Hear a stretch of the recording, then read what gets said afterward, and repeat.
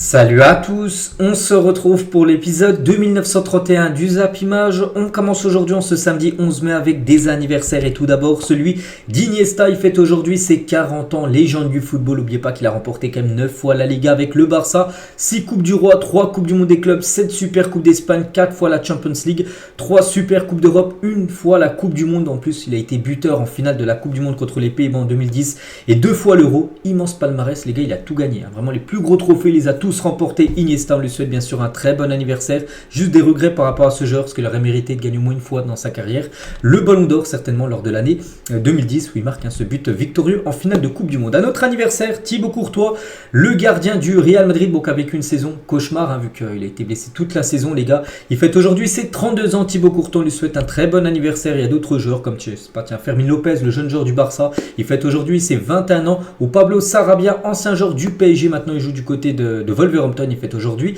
ses 32 ans.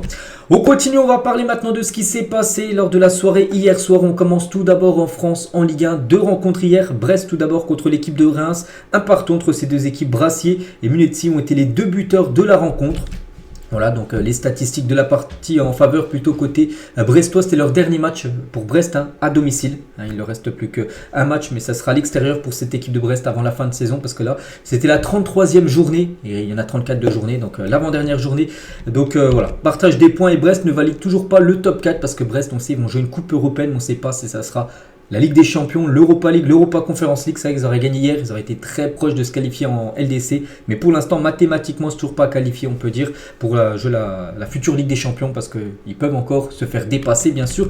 Sur cette fin de saison, on va juste parler d'un joueur, les gars. Il s'agit de Jordan Amavi, un joueur, je pense que tout le monde a oublié. Et hier, les gars, à une journée de la fin, donc Jordan Amavi a fait ses débuts avec Brest. Donc il est entré en jeu en toute fin de match. Il a joué 1 minute. Mais c'est vrai que ça faisait plus d'1 an qu'il n'avait pas joué, les gars. Je suis allé regarder parce que je me suis dit, la première fois qu'il jouait à Brest. Et c'est vrai, les gars, parce qu'avant il jouait du côté de Retafe, après il était retourné à Marseille. Marseille l'avait prêté à Brest, on peut voir, mais à chaque fois il n'était pas dans l'équipe et après il a été blessé. Donc le dernier match qu'il avait joué, c'était un match Retafe avec son ancien club contre le Real Madrid, c'était le 13 mai 2023. Donc il y a 1 an, quasiment jour pour jour, le 13 mai, ce sera dans 2 jours exactement. Donc voilà, 1 an après, il rejoue. Bon, il a joué 1 minute lors de cette rencontre hier. Jordan Amavi. On continue, il y avait une autre rencontre également. Nice contre l'équipe du Havre, 1-0 pour Nice. Ça, c'est une belle opération. Jérémy Boga, l'unique buteur du match à la 12e minute de la rencontre. Parfait, bien sûr, pour Nice. Plus de tirs, plus de possession, plus de tirs cadrés, plus de tout que l'équipe du Havre. Et Jérémy Boga, buteur hier lors de cette rencontre. Il est très performant en ce moment. Donc il avait été auteur d'une passe D contre Marseille et Strasbourg. Et hier, buteur contre le Havre. Voilà les 3 derniers matchs, à chaque fois décisif, l'attaquant ivoirien. Et Nice s'accroche à son rêve, de jouer une coupe européenne. Parce que bon, déjà joué une coupe européenne, c'est sûr. Mais quelle compétition? Et bien sûr, il vise la plus belle, la Ligue des Champions. Et c'est vrai qu'actuellement, je vais vous montrer le classement juste après. Peuvent bien sûr prétendre à jouer la future LDC, peut-être la 4e place, les barrages, on ne sait pas. Et c'est vrai qu'officiel, voici les 5 premiers clubs européens pour la saison prochaine. Et Nice, on peut les ajouter avec leur victoire hier, sont sûrs d'être en coupe européenne. Comme j'ai dit, on ne sait toujours pas quelle compétition ils joueront. Mais voilà, ils sont sûrs de jouer une coupe européenne. Et ça, c'est une bonne nouvelle pour Nice. Donc Nice 5e, les gars, 54 points. Regardez, le 4e qui est Lille, les gars, 55 points. Donc voilà, c'est pour ça que pour Nice, n'oubliez pas que Nice, les gars, un match en retard. Ils vont jouer contre le PSG, là, qu'ils vont recevoir mercredi. Et un mercredi, un match en retard. Vous savez, c'est le match qui doit se jouer entre les 2 matchs de Dortmund, match aller, match retour. Donc voilà, c'est pour ça que Nice peut bien sûr accrocher une place en Champions League. Donc voilà, ce classement de la Ligue 1. Donc hier, il y a eu 2 matchs. Aujourd'hui, pas de match samedi. Il y aura seulement tous les autres matchs. Il y aura demain soir à 21h. Ça sera un multiplex en gros pour cette avant-dernière journée du championnat français. Du côté de la Ligue 2, et bon, on va parler de l'AG Auxerre et c'est officiel. l'AG Auxerre est de retour en Ligue 1. Ça y est, c'est officiel. La semaine dernière, c'était quasiment officiel. Cette fois-ci, ça y est, c'est fait. Les Auxerrois obtiennent par la même occasion le titre de champion de Ligue 2 pour la 2e fois de leur histoire. Félicitations à cette équipe. Donc, il leur suffit juste d'1 point. Voilà, lors des 2 derniers matchs. Mais ils ont pris un point hier du côté de Amiens pour valider la montée et valider aussi ce titre de champion de France de Ligue 2, bien sûr. Donc, félicitations à l'AG Auxerre. Le titre pour l'AG Auxerre. La joie dans le vestiaire des Bourguignons. Bien sûr. Hein. Et les 12 derniers champions de Ligue 2, on peut voir par exemple que la GOCR a remporté pour cette année, enfin cette saison. Hein. Dernière c'était Le Havre, il y a eu Toulouse, il y a eu Troyes, il y a eu Monaco en 2013. Hein. Donc voilà, les derniers champions, on peut dire, de la deuxième division française. Et concernant les deux autres équipes, on sait qu'Angers et Saint-Etienne sont à la lutte pour accompagner la GOCR en Ligue 1. Et Angers reprend la main. Très bonne soirée pour Angers. Pourquoi? Parce qu'Angers a gagné et Saint-Etienne n'a pas gagné. Donc Angers repasse devant Saint-Etienne à une journée de la fin. Elle est folle, hein, cette fin de saison du côté de la Ligue 2. Donc Angers a fait la très bonne opération s'imposant 2-1 du côté de Annecy. Et dans le même temps, les gars, Saint-Etienne a été accroché par Rodez. Il menait 1-0 Saint-Etienne. Ils se prennent un but à la 80e minute de jeu à peu près. Donc ça, c'est pas du tout un bon résultat parce que Saint-Etienne était devant Angers avant le match. Donc vu qu'ils ont fait nul, et Angers repasse devant Saint-Etienne. Mais pas les deux premiers montent directement. Il y a déjà la GOCR qui a une place. Donc ça va jouer entre Angers et Saint-Etienne. Donc voilà, Angers 67 points, Saint-Etienne 65 points. Donc Angers passe devant les Verts sur le gong et n'est qu'une victoire sur la dernière journée. Donc dernière journée les gars, vu que c'est la semaine prochaine, dernière journée. Donc Angers reçoit l'équipe de Dunkerque. Donc c'est simple, hein. S'il y a victoire de Angers, ils seront en Ligue 1, remonteront. Hein, on se souvient la saison dernière, elle était catastrophique pour eux. Ils pourraient déjà faire l'ascenseur et remonter directement en Ligue 1. Et Saint-Etienne se déplace du côté de Quevilly. Donc voilà, ça se complique pour Saint-Etienne. Il fallait absolument s'imposer hier. Ils ont été accrochés. Donc maintenant tout dépend bien sûr du résultat d'Angers qui va jouer contre Dunkerque. Et du côté de Saint-Etienne, d'énormes regrets. Olivier Dalloglio, le coach de cette équipe, après la contre-performance de son équipe, l'a dit dans le vestiaire, il y a beaucoup de tristesse, mais il va falloir vite réagir. C'est normal qu'on soit déçu. Il y a beaucoup de regrets dans le jeu. Par rapport à ce match accroché, il a également dit, donc on va tout faire pour essayer de gagner contre Quevilly. Si ça ne fonctionne pas sur ce match-là, il y a les barrages derrière, on se remobilisera. C'est vrai que voilà, ils vont peut-être finir troisième, si par exemple ils gagnent et Angers gagne, ils finiront troisième. Après il y a ce système de barrage qui est chiant. Voilà, tu joues déjà le quatrième. S'ils finissent troisième, ils vont jouer le quatrième. Puis s'ils gagnent, ils vont jouer après match aller-retour contre le 16e de Ligue 1. Donc voilà, c'est plus compliqué. Bien sûr, il vaut mieux finir deuxième et monter directement bien sûr en Ligue 1. Donc ça, on verra. On verra ça va être quoi pour Saint-Etienne. Mais ce serait une grosse déception pour Saint-Etienne de ne pas monter en Ligue 1. Et l'entraîneur de Rodez qui a accroché l'équipe de Saint-Etienne à propos du public de Saint-Etienne. Il a dit fantastique, extraordinaire, magique. C'est extraordinaire de jouer dans une ambiance pareille. C'est un plaisir et j'aimerais jouer tous les week-ends des matchs comme ça parce qu'à Rodez, à domicile, voilà, il y a un petit peu de monde, mais pas tant que ça. C'est vrai qu'hier, les gars, du côté de Saint-Etienne, en plus, c'était un match, comme j'ai dit, important, vu que Saint-Etienne devait absolument s'imposer. Bon, ils ont accroché un partout, mais c'est à guichet fermé, les gars, regardez. Et c'est vrai que Saint-Etienne est devenu hier soir la première équipe de l'histoire à réaliser 5 guichets fermés consécutifs avec plus de 35 000 spectateurs en Ligue 2. Voilà, le 9 mars, le 6 avril, le 20 avril, le 27 avril. On peut voir à chaque fois c'était contre qui. À chaque fois le nombre de spectateurs hier avait plus de 35 701 spectateurs qui devaient tous être déçus après le match nul bien sûr de cette équipe de Saint-Etienne. Les autres résultats, parce que là on a parlé des 3 premiers bien sûr, on peut voir les autres matchs. Tiens, Bordeaux a perdu 4-2 du comté de Concarneau, je crois qu'il est relégué en plus en deuxième division. Et 3 qui descend la saison prochaine s'est imposé 2-1 contre Laval et le classement. Donc j'ai dit, donc la GOCR 71 points, il reste plus que 3 points à donner vu qu'il reste plus qu'une journée. Donc sûr d'être en première position, Angers et Saint-Etienne, je dis, ça va. Si Angers fait un nul, après il faudrait voir le goal average qui est le meilleur, je ne sais pas. Mais voilà, Angers les gars, ça sent très très bon. S'ils s'imposent contre Dunkerque, et je ne sais même pas ils sont combien Dunkerque. Donc ça passera, donc ils sont 16e Dunkerque. Et à noter les 4 qui descendront en national, on sait déjà c'est qui. Donc il y aura Valenciennes, Quevilly, Concarneau et les Stacks de 3 parce qu'on passe de 45 à 40 points. Donc il y a 5 points d'écart alors qu'il ne reste plus que 3 points à donner. Donc voilà, concernant cette Ligue 2, elle est quasiment, on sait déjà quasiment qui va descendre, qui monter. À part bien sûr là encore la deuxième et la troisième place où il y aura du suspense jusqu'à l'ultime journée. Du côté du National 3ème division là aussi, c'était l'avant-dernière journée hier soir. On peut voir les résultats. Il y a le Red Star en roue libre depuis qu'ils sont champions les gars. C'est vrai qu'ils ont quasiment, je crois que je sais même pas s'ils ont gagné un match depuis qu'ils sont champions. Bon après voilà, ils ont fait une grosse saison. Ils ont perdu 2-1 du côté de contre Red Star. Orléans s'est battu Red Star 2-1. Martigues 2e, les gars, s'est fait battre à Dijon 3-2. Et l'équipe de Niort s'est imposée 2-0 contre Le Mans. Donc là, je parle aussi des 3 premiers de ce classement. Donc Red Star, sûr d'être en tête et de monter en Ligue 2. Et après, la deuxième place, les gars, Martigues qui s'est fait battre, mais il reste toujours deuxième. Niort, Martigues 56 points et Niort 55 points. Donc là aussi, tout se jouera sur l'ultime journée. Martigues n'a pas le choix. Il faudra absolument s'imposer après le revers hier à Dijon. Il faut absolument gagner lors du dernier match pour être sûr de monter en Ligue 2. Sinon, Niort, les gars, pourrait passer de devant l'équipe de Martigues. Et du côté des relégués, les gars, on en connaît, hein, Villefranche, Avranches, Gol FC, Marignane, Épinal et Cholet, ces 6 équipes descendent. Hein. Et concernant Villefranche, les gars, est relégué en National 2, en 4e division française. Donc Villefranche a échoué comme 2 fois en barrage d'accession à la Ligue 2. Sur les 3 dernières années, ils ont joué les playoffs pour monter en Ligue 2. À chaque fois, ils ont échoué. Puis là, c'est même pas les playoffs pour monter à la division supérieure, c'est y descendre d'un niveau. L'équipe de Villefranche et l'équipe de Avranches, une autre équipe aussi nationale, est reléguée en National 2. Aucune équipe n'était présente depuis plus de temps que eux. Ça faisait plus de 10 ans comme qu'ils étaient en 3e division en National et descendent en National 2. Donc voilà, c'est officiel, les gars, les 6 équipes qui descendent en National 2 pour la saison future.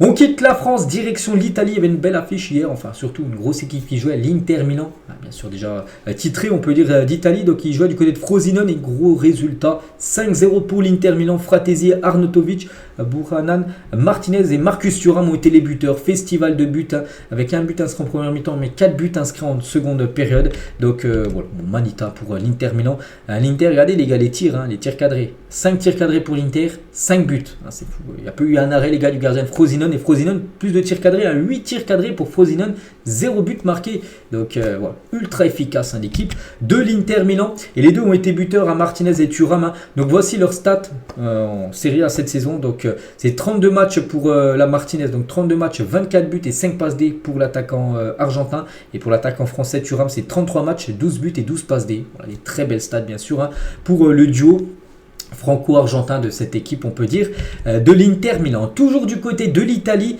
et officiel, comme 1907 est de retour en Serie A pour la première fois depuis la saison 2002-2003. Donc cette équipe est coachée par Fabregas, ancien joueur par exemple, je sais pas, du FC Barcelone par exemple. Donc maintenant il est entraîneur et cette équipe monte, c'est officiel, il monte la saison prochaine. Il y a Parme aussi qui monte en Serie A, et Como monte également du côté de la Serie A. Donc très gros boulot de Luciano Roberts et son adjoint, Fabregas, voilà tout simplement. Donc voilà, le stade où joue, comme ça s'appelle comme ça. Donc leur stade qui est juste à côté d'un lac, du côté de l'Italie. Voilà, cette équipe retrouvera la Serie A la saison prochaine.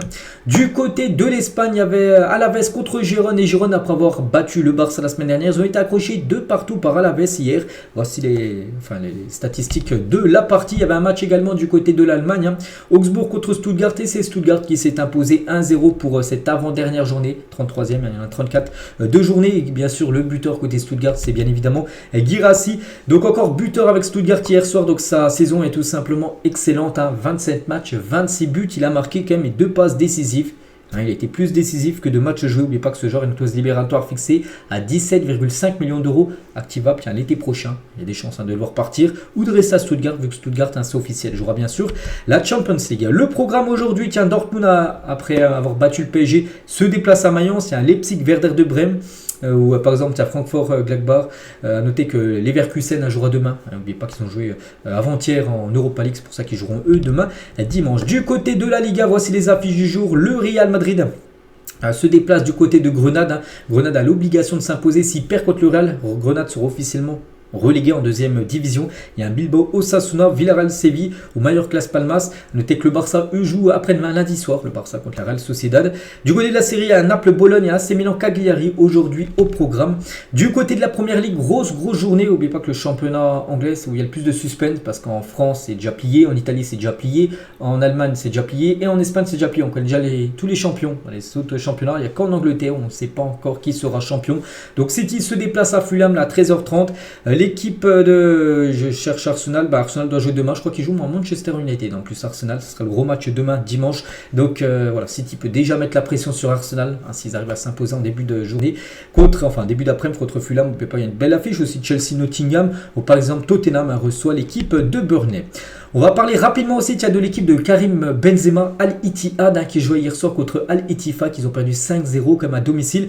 L'équipe de Al-Ittihad qui a remporté quand même le championnat saoudien la saison dernière, 0-5, une grosse défaite. À noter que Karl Toko Ekambi, côté Al-Ittifaq, qui joue dans cette équipe, il a marqué un triplé dans le match. Seko Fofana, l'ancien joueur de Al Nasser, il est parti en prêt du côté d'Al-Ittifaq, l'ancien joueur de Lens, il a été également buteur dans ce match. Donc voilà, grosse correction pour Benzema. Bon, il n'a pas joué Benzema est blessé, mais c'est son équipe. Hein. Kanté, lui, l'a joué, les gars. Et tiens, en parlant de Kanté, de 40 matchs comme cette saison du côté de Al Ittihad, pour 4 buts et 6 passes D, l'ancien Blues retrouve de la continuité, enfin épargné par les blessures, c'est vrai. À la place de Deschamps, vous tentez le pari de le prendre à l'Euro ou pas. C'est vrai que ça peut être un joueur qui peut être appelé pour l'Euro, mais pas que dans 5 jours. Ce sera jeudi prochain que Deschamps va dévoiler sa liste des 26 joueurs. Et on verra s'il est appelé. Mais c'est vrai qu'il a beaucoup joué, mais bon, son équipe, un flop totalement cette saison. Son équipe de Al Ittihad. On continue les gars, on va reparler, parce que j'en ai déjà parlé hier, j'ai fait même une vidéo spéciale, j'étais obligé d'en sortir cette vidéo. On va revenir avec plein d'autres infos les gars sur Kylian Mbappé. Bon, je pense que tout le monde le sait. Mbappé, on le savait déjà depuis longtemps, mais c'est une chose qui a changé depuis hier, c'est que cette fois-ci c'est officiel, cette fois-ci c'est lui qui l'a dit de ses propres mots tout simplement. Il annonce son départ du PSG, qui est une vidéo qu'il a sortie sur ses réseaux sociaux. Donc la une du journal Équipe aujourd'hui, adios et gracias, donc adieu et merci tout simplement. Donc Mbappé a annoncé hier soir son départ du PSG, donc demain, lors du match du PSG contre Toulouse. Le Parc des Princes lui rendra un hommage lors du dernier match à domicile contre Toulouse. Le Real Madrid devrait communiquer très prochainement sur l'arrivée du Français. Donc voilà, Kylian Mbappé, cette fois-ci, c'est vraiment fini. On s'en doutait quand même depuis quelques mois. On savait là que cette fois-ci, que c'était la bonne pour le départ de Kylian Mbappé. Cette fois-ci, c'est sûr et certain à 100%.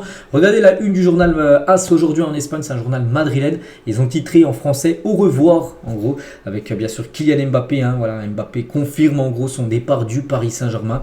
Donc voilà, et Kylian Mbappé, on va parler un peu de lui, bien sûr. Donc les 7 dates clés de Kylian Mbappé au Paris Saint-Germain. Donc tout d'abord, lors de son arrivée, le 31 août, il est arrivé le dernier jour du mercato, le 31 août 2017, c'était son arrivée. Donc transféré au PSG en provenance de Monaco pour un transfert estimé à 180 millions d'euros. Voilà, c'était ses premiers pas. N'oubliez pas que le Real le voulait déjà en 2017.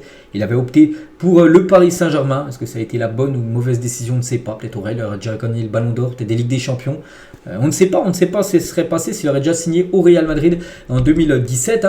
Donc une autre date clé, les gars, le 8 septembre. Donc il est arrivé le 31 août. Donc une semaine après, à peu près, il avait joué son premier match. Premier match et premier but, c'était face à Metz. Voilà. Directement le 8 septembre 2017.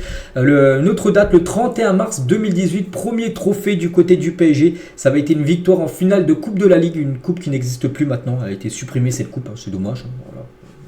Bon bref, donc voilà, c'était son premier trophée.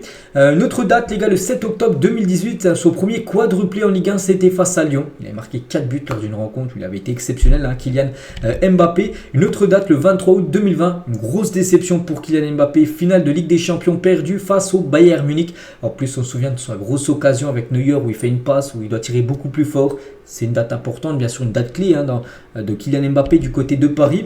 Le 4 mars 2023, donc il devient meilleur buteur de l'histoire du Paris Saint-Germain l'année dernière. Et la dernière date, donc le 7, la 7e date, donc le 10 mai 2024, donc hier exactement, Mbappé annonce officiellement son départ du PSG. Donc voilà, cette date très importante de Kylian Mbappé du côté du Paris Saint-Germain. Et Mbappé au PSG, si on fait ses statistiques, c'est plus de 306 matchs disputés, c'est 255 buts. Il est bien évidemment meilleur buteur du club. Le deuxième meilleur buteur, c'est Cavani, 200 buts, tout rond, lui 255. Mbappé qui pourrait peut-être atteindre, pourquoi pas le 260, c'est faisable. Il lui reste 3 matchs, oui c'est ça, 3 peut-être avec la Coupe de France, 3 ou 4 matchs à jouer avant la fin de saison. 4 fois trophée du meilleur joueur de Ligue 1, il va peut-être remporter encore ce prix là pour la 5e fois là dans quelques jours. Donc 5 fois meilleur buteur de Ligue 1, bon ça c'est sûr qu'il va le remporter de nouveau, vu qu'il a beaucoup de buts d'avance sur le deuxième. Donc il a remporté 6 fois la Ligue 1, dont 5 fois je crois avec le PSG, une fois avec l'AS Monaco. Donc non, c'est 6 fois au PSG et 7 fois en tout, parce qu'il a remporté une fois avec Monaco, parce que là c'est que ses stats au Paris Saint-Germain bien sûr. Donc 3 Coupes de France, une Coupe de la Ligue et 3 trophées des champions. Voilà, on sait qu'il lui manque un gros trophée, la Ligue des champions, qui n'a jamais réussi à remporter Kylian Mbappé.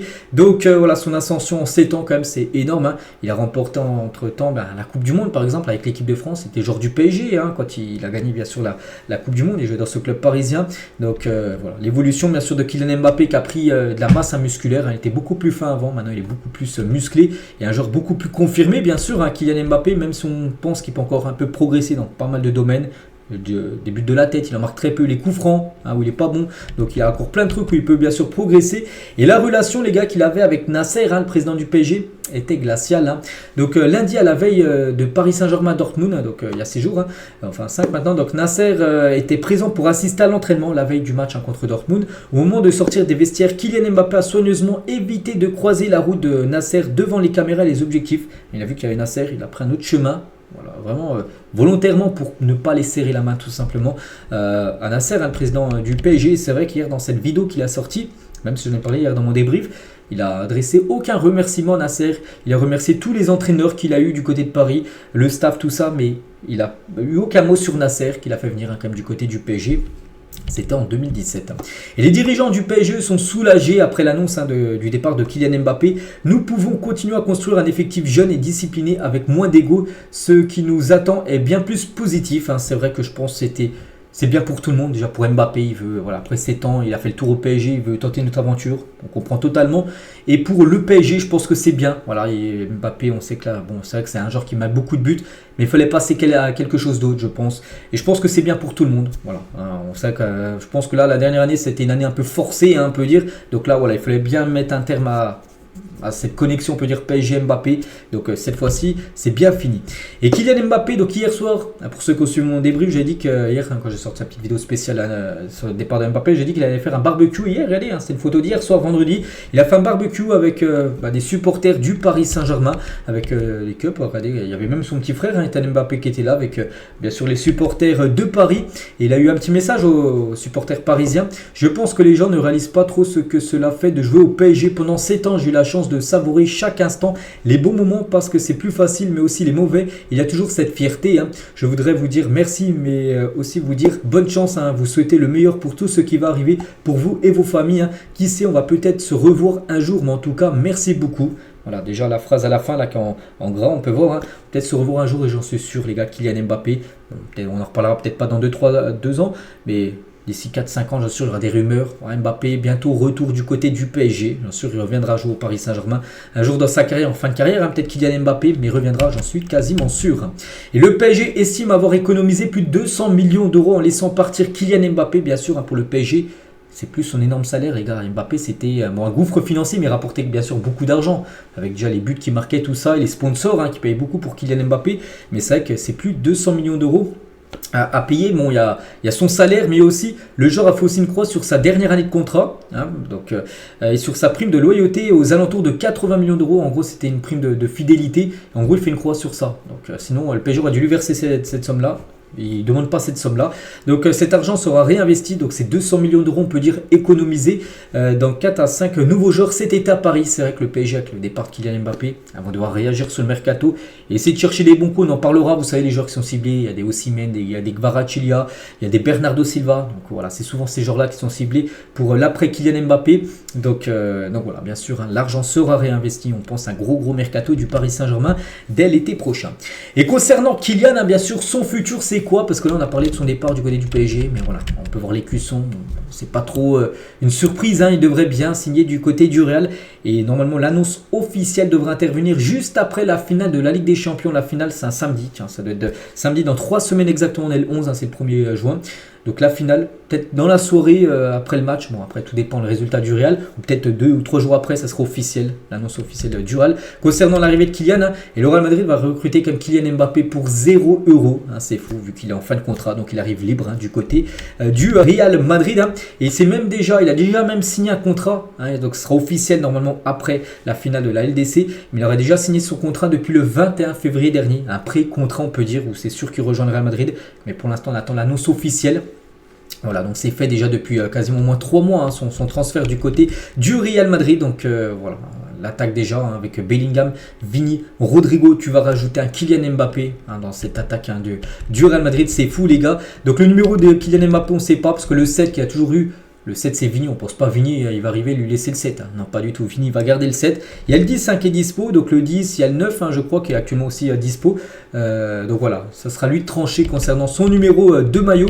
Et au Real Madrid, hein, Kylian Mbappé touchera un salaire bien inférieur à celui qui avait été proposé en 2022, parce qu'en 2022, il y a 2 ans, donc le Real voulait le recruter comme d'habitude, et il lui proposait vraiment un meilleur salaire que le salaire qu'il va toucher. Bon, il va toucher un beau salaire, il sera le joueur le mieux payé du côté du Real Madrid, donc juste au-dessus de Jude Bellingham et Vini Junior, les 2 et 3e joueurs les mieux payés. Donc Mbappé sera le mieux payé, mais il n'aura pas du tout le même salaire qu'il a au PSG, ça sera bien moins. Mais bon, il va toucher aussi pas mal d'argent par rapport aux droits d'image, que j'ai vu que ça ne sera jamais vu dans l'histoire du côté du Real Madrid, que le Real ait donné autant de pourcentage de droits à l'image, plus de 80%, je ne sais pas si c'est marqué, mais je l'ai vu, l'info, 80% de droits à l'image, c'est énorme les gars, c'est énormément d'argent, c'est quasiment un salaire en gros qui va toucher de plus du côté du Real en termes de droits d'image. Donc voilà, en gros ça va combler le moins d'argent qu'il touchait par rapport au PSG avec ses droits à l'image qui sera énorme du côté du Real Madrid.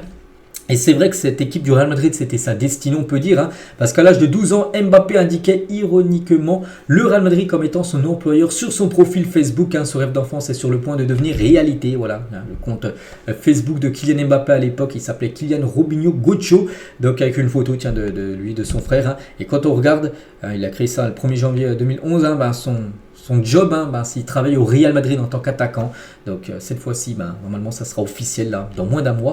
Voilà, c'est quasiment sûr. Et donc voilà, concernant Mbappé, c'est imminent. Et pour Jérôme Roten, Mbappé, le plus grand joueur qui a joué au PSG, il a dit hier soir sur RMC Sport, bien sûr qu'il mérite un hommage hors du commun, parce que c'est vrai que je ne l'ai pas dit, mais demain il y aura une cérémonie, bien sûr, du côté du Parc des Princes, bien sûr, avec un magnifique tifo, l'effigie de Kylian Mbappé. Pour le match contre Toulouse. Bon bref, avec ce qu'il a apporté au club depuis qu'il est arrivé il y a 7 ans, c'est le plus grand joueur qui a joué au PSG, je n'ai pas peur des mots. Toute génération confondue en termes de niveau des statistiques de palmarès, il est resté 7 ans dans le club, il mérite un hommage particulier. Donc voilà, concernant Kylian Mbappé, après chacun son point de vue, est-ce que c'est le plus grand joueur du PSG, est-ce qu'il est dans le top 3, top 5, chacun son point de vue par rapport à Mbappé. Moi, juste que je reprochais en Ligue des Champions qu'il n'a pas assez, il aurait pu ne pas gagner la Ligue des Champions, ok, tu l'as pas remporté, voilà, c'est un échec. Mais au moins répondre présent dans les grands matchs, voilà, faire des meilleures performances, des meilleures prestations. Par exemple, la contre Dortmund, les gars, ça aussi, ça a été beaucoup pointé du doigt, ces 2 no-matchs qu'il a pu réaliser.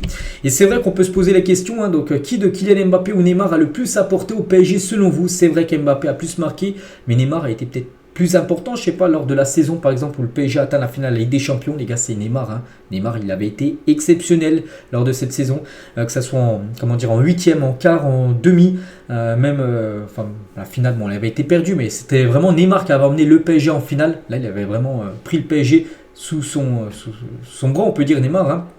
Alors qu'Mbappé en Ligue des Champions, très rarement il a emmené le PSG très loin en LDC que lui. Donc c'est vrai, qui est le plus grand entre les deux, je ne sais pas. Vraiment les deux ont marqué, on peut dire, l'histoire du Paris Saint-Germain. Toujours avec le PSG, parce qu'il n'y a pas qu'un départ les gars, il y a aussi Michel Montana, 68 ans, le speaker du Paris Saint-Germain depuis 26 ans. Le speaker, celui qui annonce les buts, les compos, tout ça, prendra sa retraite aussi en fin de saison. Il réalisera sa dernière prestation lors de ce PSG Toulouse ce dimanche. Donc voilà, notre départ. Bon, beaucoup moins connu bien sûr que Kylian Mbappé, mais lui aussi quitte la maison, on peut dire, Paris Saint-Germain demain. Donc voilà, le club de Capital a dit qu'un hommage lui sera rendu en début de saison prochaine, parce que demain ce sera plutôt l'hommage sur Kylian Mbappé, sinon il va passer avec un Mbappé, on va plus parler d'Mbappé que lui, donc voilà, il y aura un hommage en début de saison prochaine par rapport à son départ. Et toujours avec le PSG, qui a un autre grand joueur, disait son départ du PSG les gars, c'est Pauletta, il y a 16 ans, un jour pour jour, il joue son dernier match avec le PSG face à Saint-Etienne. Avec le PSG, c'est 211 buts, c'est 211 matchs, désolé, 109 buts et 16 passes D, donc c'est beaucoup moins de buts inscrits quand même que Kylian Mbappé, parce qu'il y en a qui le mettent dans le top 5 des meilleurs joueurs de l'histoire du PSG, mais c'est vrai qu'on peut voir quand même qu'il a des belles stats, bien sûr, le légendaire Pauletta. Toujours avec Paris, parce qu'il y a eu énormément d'infos là ces dernières heures du côté du PSG. Et le PSG aussi annoncé officiellement son nouveau maillot pour la saison prochaine. On se doutait c'était celui-là, mais cette fois-ci c'est bien officiel. Donc il sera porté dès demain, voilà, ce maillot, lors du match contre l'équipe de Toulouse, demain soir à 21 h. Et toujours avec ce maillot les gars, voici le badge officiel champion de France 2024 que portera le PSG la saison prochaine. Donc pas pour demain, parce que c'est avec McDo. Puis McDo c'est à partir de la saison prochaine qui sponsorise bien sûr le maillot du PSG, mais sur le maillot de Paris, il y aura ce badge les gars avec Ligue 1 vainqueur la Ligue 1 avec le M à McDo. parce qu'oublie pas que McDo, les gars, va payer plus de 30 millions d'euros quand même par an pour sponsoriser tout simplement le championnat français. Toujours tiens avec le championnat français, parce qu'il y a aussi la TOT Ligue 1 sur le jeu FC FUT, là, vous savez. Donc bref, voilà toutes les meilleures cartes, les meilleurs joueurs de cette saison. Donc pas mal de Parisiens, mais pas que le PSG a gagné le championnat. Mbappé, Dembélé, Vitinha, Zeremri, Donnarumma, il y a aussi David, il y a Golovin, il y a Aubameyang, il y a Pierre Lesmelou, il y a Dante, il y a Medina, il y a Hernandez, ou par exemple Ryan Cherki. Voilà tous les meilleurs joueurs de cette saison du côté de la Ligue 1. Toujours avec les joueurs du PSG, mais cette fois-ci en sélection, parce que c'est officiel, Lucas Beraldo et Marquinhos sont sélectionnés avec le Brésil pour la Copa América, parce que hier, le sélectionneur brésilien a dévoilé sa liste des joueurs retenus pour jouer la Copa América qui se déroulera aux États-Unis là l'été prochain. Et les deux Parisiens, Marquinhos et Beraldo, sont appelés. Beraldo, plutôt une surprise, parce que vu des performances qu'il a pu faire lors des grands matchs, il est passé totalement à travers de ces matchs. Bon, tant mieux, il est appelé pour lui. Concernant Neymar, lui c'est officiel, n'est pas sélectionné pour jouer la Copa América. Le Brésilien ne s'est pas remis à temps de sa blessure qu'il a eu à rupture des ligaments croisés. Il doit revenir en début de saison prochaine pour jouer la Copa. Ça ne sera pas possible pour Neymar. Donc voilà, c'est un Brésil sans Neymar, mais avec Hendrick, les gars, le futur joueur du Real Madrid, lui est bien présent. Donc la Copa commence le 20 juin, là, dans à peu près un mois et 10 jours, à peu près 9 jours exactement, jusqu'au 14 juillet. Donc voilà, concernant cette Copa et concernant cette liste côté Brésil. Hein. Donc Neymar, Casemiro, Anthony, Gabriel Jesus n'ont pas été appelés. Casemiro, les gars, avant qu'il était tout le temps appelé quand il était au Real. Maintenant, il est parti à Manchester. Il joue, il n'est pas bon, il n'est pas appelé. Voilà, peut-être lui aussi une grosse erreur d'avoir quitté le Real Madrid à l'époque. Hein. Un peu comme Benzema, je pense, une grosse erreur l'année dernière d'avoir quitté le Real Madrid. Donc Anthony, lui aussi pas appelé, ni Jesus. Donc voilà la liste des joueurs brésiliens appelé. Paqueta, il a été appelé. Il y a qui d'autre Marquinhos, Beraldo, Militao, même, je sais pas, on pourrait dire Rodrigo, bien sûr, même Vini Junior, bien sûr, les deux joueurs du Real Madrid. Une autre sélection, c'est la sélection du Cameroun. Les gars, 4 joueurs de Ligue 1 sont présélectionnés avec le Cameroun. Donc voici les joueurs appelés là pour les matchs là, les matchs de fin de saison, on peut dire. Hein. Donc bon, je ne vais pas citer tous les joueurs, vous pouvez voir bien sûr tous les joueurs qui ont été appelés. Et du côté du Gabon, les gars, et c'est une bonne nouvelle là, parce qu'Aubameyang a fait son retour avec le Gabon après plus d'1 an d'absence pour les qualifications à la Coupe du Monde, parce que là, lors de la prochaine trêve, là, qui va être là dans quelques semaines, donc ça sera des matchs, dernier coup, c'est des matchs amicaux pour toutes les équipes africaines, mais là, ça sera des matchs officiels, des matchs pour se qualifier pour la future Coupe du Monde. Et le Gabon, les gars, joue un match crucial face à la Côte d'Ivoire, et ils appellent Aubameyang, après plus d'1 an sans être appelé par le Gabon, il fait son retour, et toujours avec cette équipe du Gabon, on peut voir aussi officiel, pas d'hésitation dans son choix, Noah Lemina, le petit frère de Mario Lemina, choisi de représenter le Gabon. Il pouvait aussi choisir la France, donc il prend le Gabon. Donc les deux, les Mina, sont bien appelés. On peut voir dans cette liste du Gabon pour 2 matchs. Donc contre la Côte d'Ivoire le 7 juin et contre la Gambie le 11 juin prochain. On peut voir tous les joueurs qui ont été appelés pour bien sûr ces 2 rencontres. Côté équipe de France, n'oubliez pas, Deschamps dévoilera sa liste dans 5 jours pour l'Euro. Du côté de l'Allemagne, gros coup dur pour Serge Gnabry. Fin de saison pour Serge Gnabry. Il a été blessé, sorti sur blessure lors du match. Bayern Real, là, il y a quelques jours de Ligue des Champions. Le Bayern Munich annonce que le joueur a subi une déchirure à l'ischio-jambier gauche. Donc l'ischio-jambier, c'est derrière la cuisse. Déchirure, les gars, il sera déjà à la fin de saison, c'est fini. Et même l'Euro, les gars, normalement, il ne sera pas là. L'Allemand est incertain pour l'Euro et même devrait être forfait. Déchirure, ça prend au moins quasiment 2 mois pour revenir. L'Euro, c'est dans à peu près 1 mois. Voilà, il devrait être forfait. Serge Gnabry, la même chose pour Timo Werner aussi, qui risque également de manquer l'Euro avec l'Allemagne. Je ne sais pas s'il est blessé ou par rapport à ses performances qui ne sont pas bonnes, mais lui aussi ne devrait pas être appelé pour jouer à cette compétition. Un autre joueur blessé, c'est Mason Mount, les gars. La nouvelle blessure du joueur anglais Mason Mount signifie qu'il sera absent contre Arsenal ce week-end. Je dis demain Manchester United Arsenal, il ne devrait pas jouer. C'est la 3e blessure cette saison pour Mason Mount, qui a déjà raté plus de 27 matchs. Donc une saison très compliqué pour lui, parce que quand il jouait, il n'a pas été bon, et quand il sinon il est blessé. Voilà. Donc, depuis son départ de Chelsea, c'est très compliqué pour le joueur anglais. Tiens, toujours avec un joueur anglais, on va parler de lui, c'est plutôt l'inverse. Lui, ça se passe très bien, et c'est Cole Palmer, et c'est officiel, est élu meilleur joueur du mois d'avril en Première Ligue.